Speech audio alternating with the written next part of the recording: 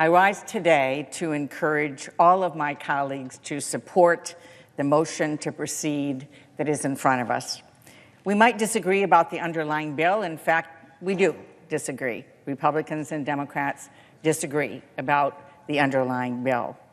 But that fact shouldn't prevent us from even having the discussion about the bill and about the issue. It's what we were sent here to do, to talk about the important issues that face the American people. I can't think of anything more important, anything more fundamental to our democracy than the freedom to vote. And that's what we're talking about, the freedom to vote. We are sent here to make our best arguments, to try to persuade members who don't see the issue in the same way that we do, and in the end, to vote on important legislation like the bill that is in front of us to protect our freedom to vote as Americans. I want to thank Senator Manchin for being willing to engage in this process in good faith and for his hard work on the issue. I have to wonder why my Republican colleagues won't do the same. What are they so afraid of? It's hard to believe that they're afraid of even having the debate, Are they afraid that if the American people hear both sides, that the American people will figure out what they're trying to do?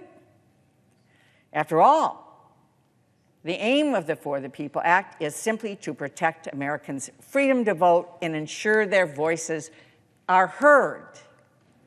Sadly, these rights are under attack all across the country, including Michigan. State lawmakers have introduced at least 389 bills to make it harder to vote in 48 states. And in 2021, at least 14 states have enacted 22 new laws to take away people's freedom to vote. It's clear this is part of a coordinated nationwide assault on a fundamental right that my friend, the late Congressman John Lewis, called precious, almost sacred.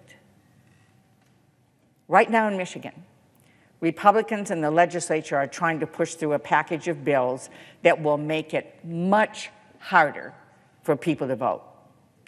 Some analysts have even described the bills as being worse than the ones in Georgia, except we aren't watching them try to criminalize water.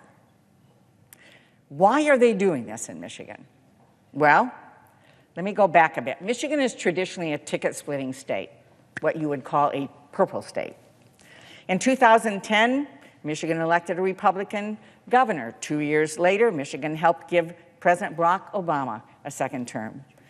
2 years later, we reelected the Republican governor.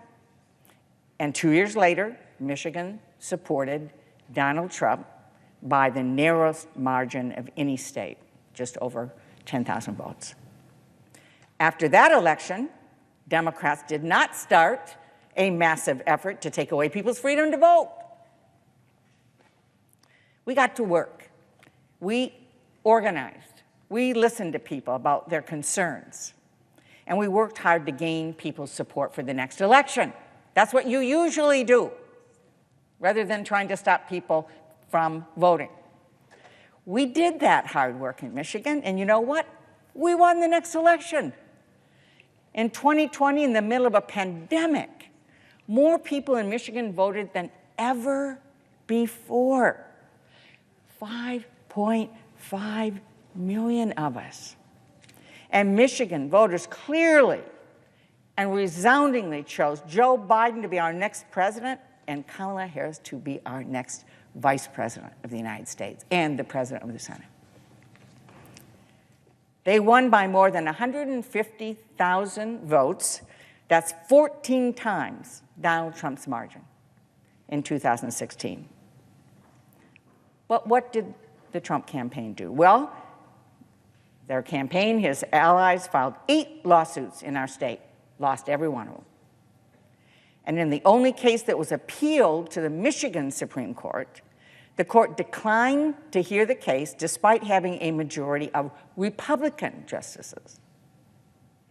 Republicans know that Michigan's election was fair, the results were accurate, and Joe Biden and Kamala Harris won our state. The people of Michigan voted. Michigan counties verified it. Our state certified it.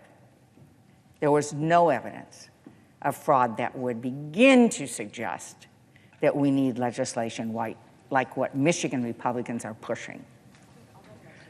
The Republicans just didn't like who Michiganders voted for.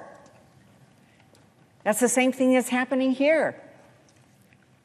Republican colleagues don't like being in the majority, or minority. They don't like who people voted for. Well, you have a choice. You can work hard, try to gain people's trust, try to do things for people, win the next election, or you can try to take away their freedom to vote.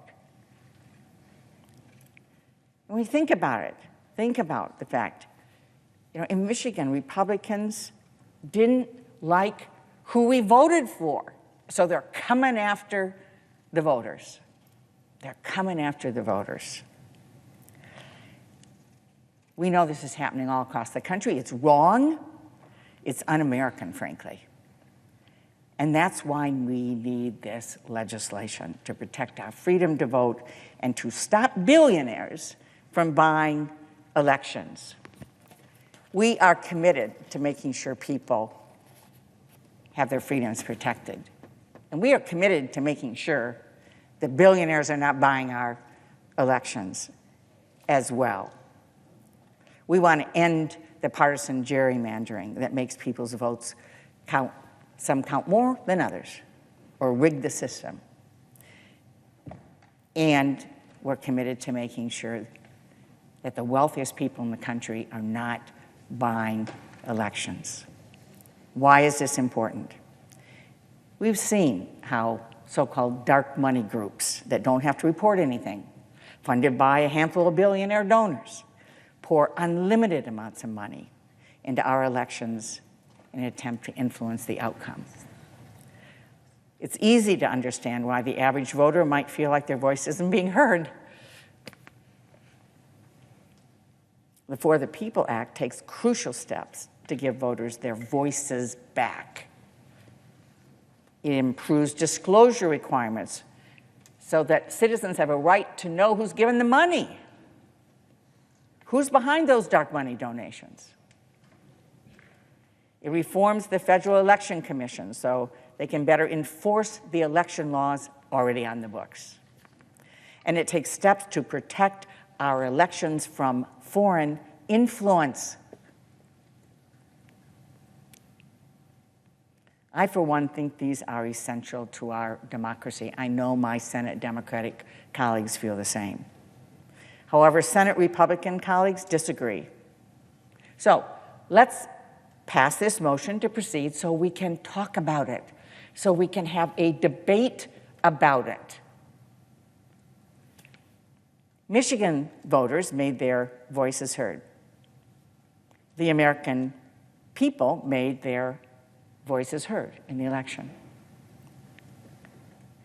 We need to be debating this issue and make sure that our voices are being heard across the country.